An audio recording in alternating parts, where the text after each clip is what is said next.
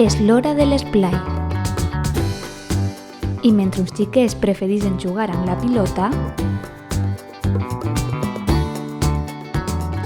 uns altres es diverteixen al tobogan.